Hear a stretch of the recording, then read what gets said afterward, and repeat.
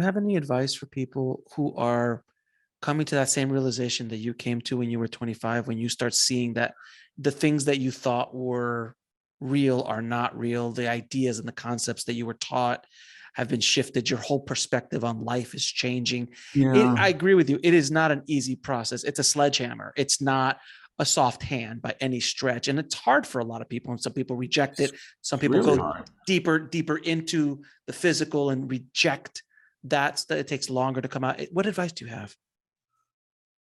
Oh, God, it depends on who somebody is. Right now, spirituality feels in some ways like it's become fashionable and people look at it as a fashion. And I think, that maybe that's a stage and people move through it into something that's got some more depth or reality. And I think people come to that when they have to. I don't think many people I know come to this because life is going so great.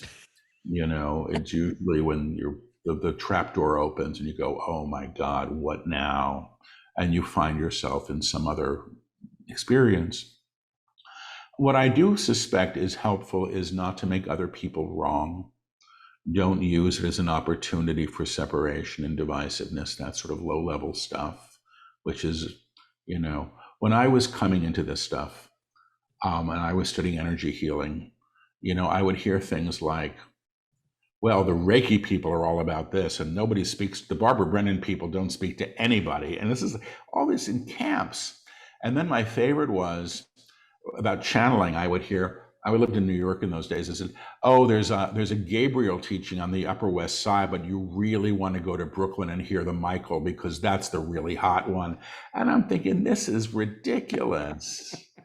It's just silly, and it's spiritual materialism. So I think that people can get caught up in the need to be special with this. I don't think that was ever helpful.